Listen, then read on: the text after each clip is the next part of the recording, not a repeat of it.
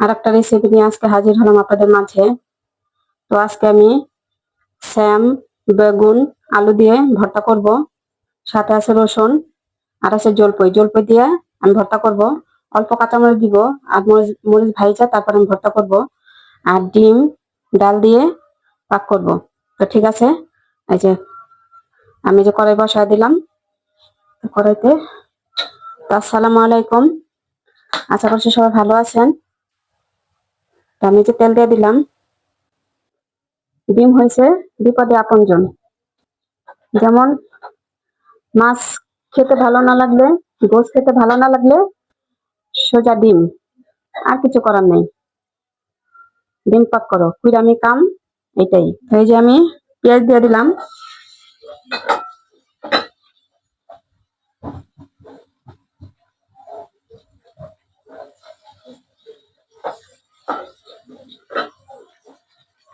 দিয়ে দিলাম তেজপাতা। তো পেঁয়াজটা লাল হোক। পেঁয়াজটা লাল হয়ে গেছে, দিয়ে দিলাম পানি।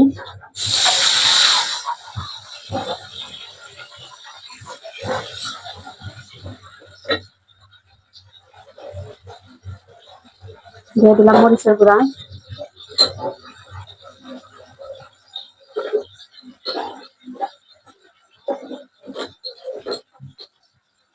দিয়ে দিলাম হলুদের গুঁড়া। দিয়ে দিলাম ধনিয়ার গুঁড়া।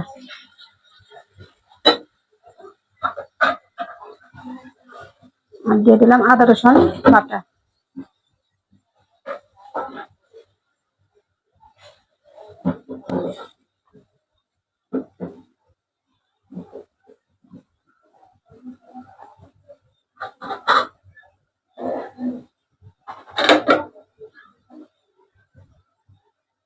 কাঁচামরিচ দিয়ে দিলাম লবণ। যে মশলাটা কষানো হয়ে গেছে, আমি এখন দিয়ে দিলাম ডিম আর আলু, ডাল আর আলু। এখন এটা ভালো করে কষাতে হবে।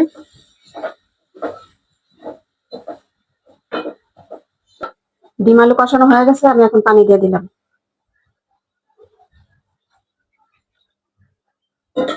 পানি আরো লাগবে।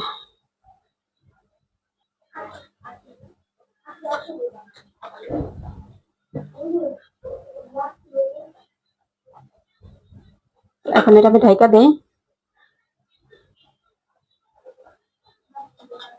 যে বলক আসুক, বলক আসা পর্যন্ত আমরা অপেক্ষা করবো। যে আমি এখন সিম আলু বেগুন সেদ্ধ দিব। যে একটু দিয়ে দিলাম পানি।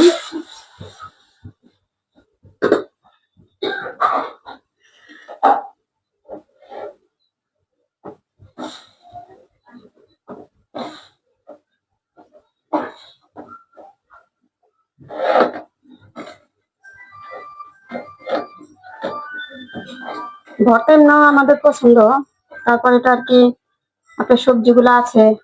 বেগুনটা কালো হয়েছে, আমি কিন্তু আগে ধুয়ে রাখছিলাম, তাই কাটা রাখছিলাম, এই জন্য বেগুনটা কালো হয়ে গেছে। আর যে জলপাই, এটাও দিয়ে দিলাম, সব একসাথে দিয়ে দিলাম।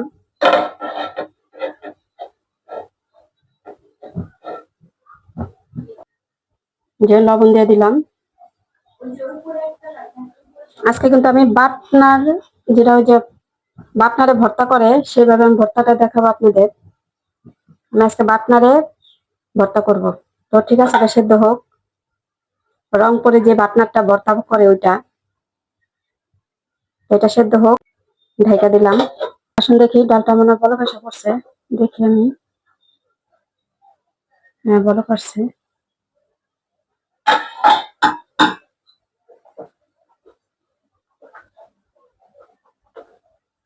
আমি ডিমটা কিন্তু আমি 5-7টা মতন ভাইজা তারপরে দিব।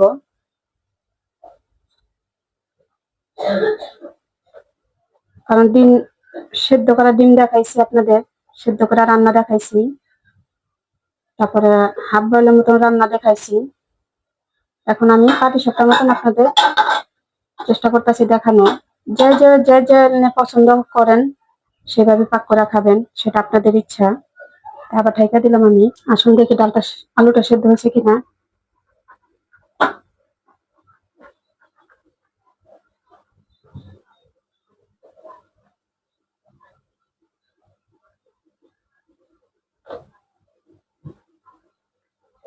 আলু সেদ্ধ হয়ে গেছে। আমি এখন ডিম এই যে ভেঙে নিছি 4টা ডিম। এটা আমি এখন মরিচ আর রসুন এটা আমি পেস্ট করে রাখছি ব্লেন্ডারে, এটা দিলাম। পেঁয়াজ দিব না আমি এটায়। আর দিলাম লবণ। এখন এটা আমি ভালো করে মিশাবো। ঠিক আছে, আমি এটা মিশাই। এই যে ডিমটা মেশানো শেষ। এটা মরিচ আর রসুনটা মিশানোর এই জন্য কারণ, যেটা এমনি ভাইজা দিলে কিন্তু এমনি ভালো লাগে না। এটা দিলে হয় কি একটু ঝাল ঝাল লাগে, ভালো লাগে, খেতে স্বাদ লাগে। এমনি আমার ঘরে ডিম অ্যালার্জি আছে, কেউ ডিম খাইতে চায় না, তাই এই পদ্ধতিটা করলাম। ডিম অনেক কম রান্না হয় কারণ ওরা ডিম কম খাইতে চায়, এই জন্য। তো ঠিক আছে, দেখি এটা কি অবস্থা।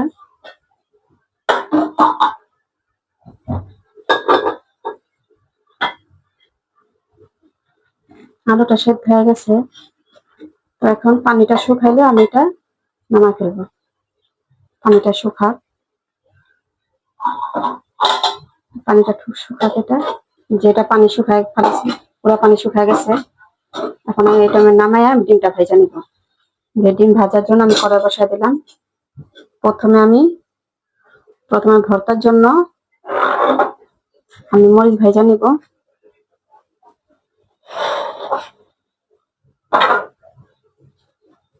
এই যে দিয়ে দিলাম মরিচ, তেল দিয়ে দিলাম।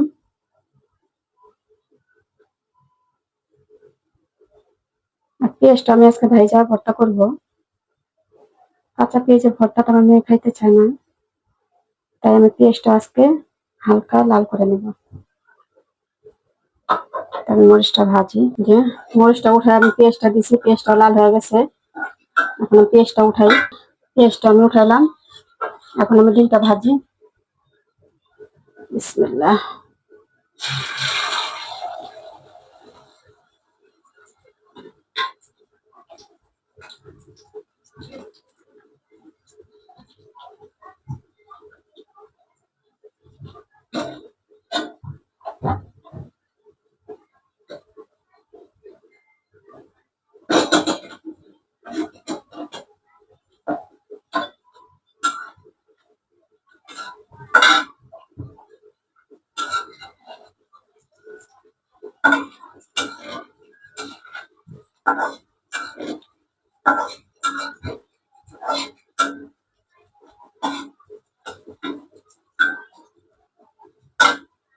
দেখি ডিমটা কি অবস্থা, ডালটা।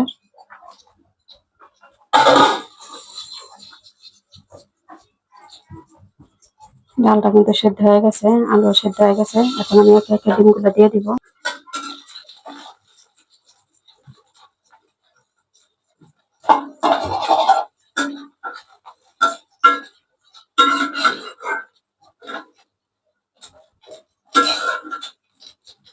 এই যে একে একে সবগুলো আমার ডিম ভাজা শেষ।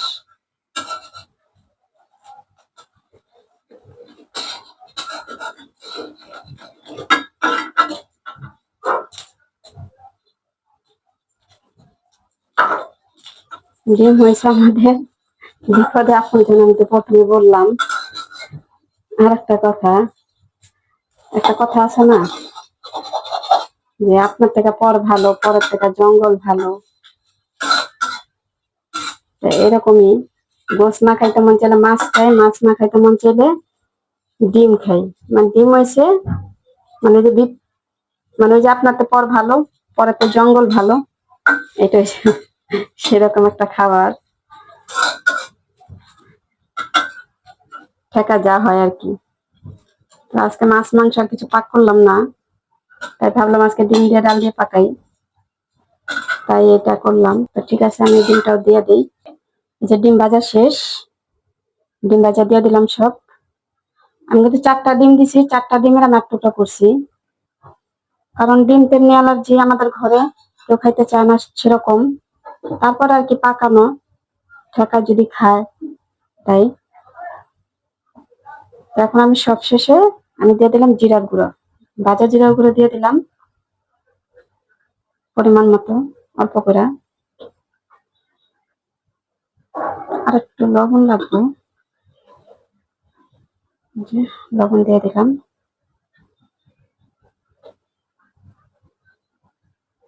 খাবারটা মোটামুটি খারাপ হয় না, ভালো হয়।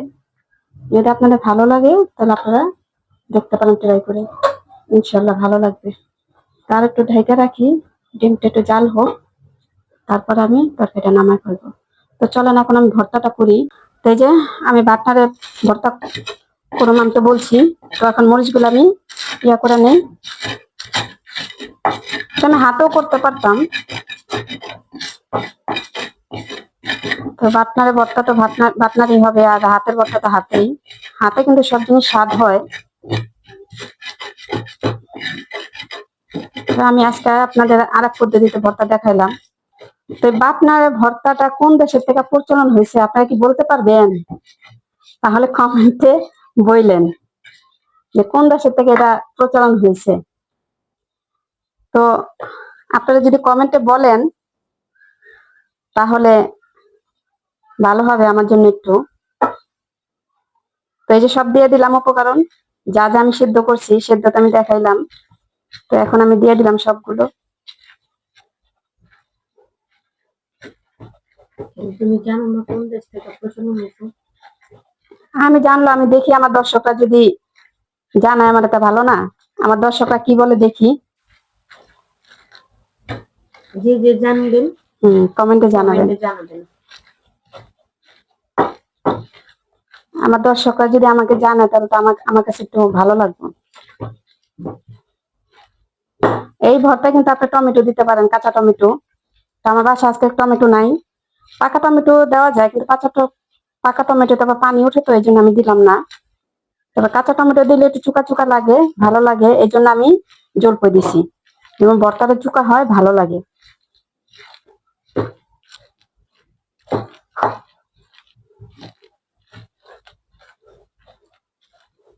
ভাই এটা দিয়ে আমার এত ধৈর্য না, এটা দিয়ে করার, আমি হাতেই করি, মনের মাধুরী মিশে হাতেই ভর্তা করি।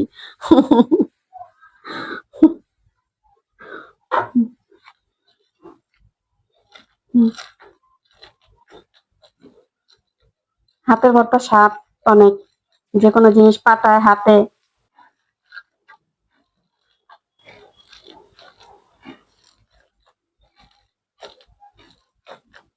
ভর্তার মধ্যে এত মিহিন হবে না, একটু আদা ভাঙ্গা থাকলে ভালো হয়, ভালো লাগবে।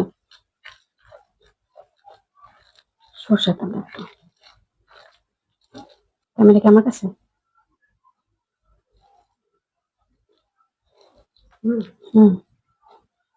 হয়েছে। আর এই যে সবশেষে শীতের ধইনা পাতা, এটা তো কোনো জবাবই নাই, বেশি ধইনা পাতা দিয়ে দিলাম।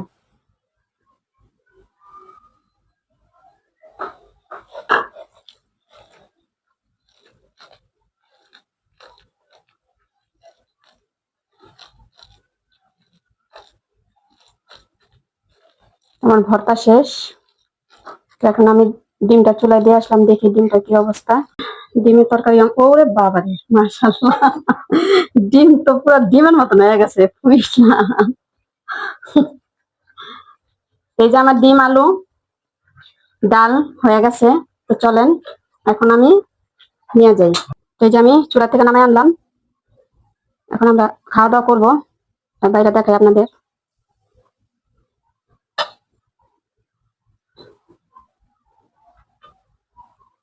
আলুটা নিচে গুলো ভাসো, দেখাতে না।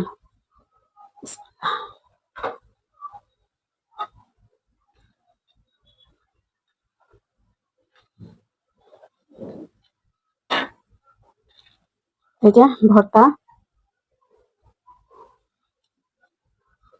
ভর্তাটা কিন্তু এইভাবে আদা বাটা থাকলে কিন্তু ভালো লাগবে, আদা ভাঙ্গা। পুরো যদি মিশন করেন তাহলে কিন্তু ভালো লাগবে না ভর্তাটা। ঠিক আছে, এই যে আজকে এই পর্যন্তই। আগামীকাল একটা রেসিপি নিয়ে আসবো। তো আমার রেসিপি কেমন লাগলো, সাথে থাকবেন, ভালো থাকবেন, সুস্থ থাকবেন। আল্লাহ হাফেজ।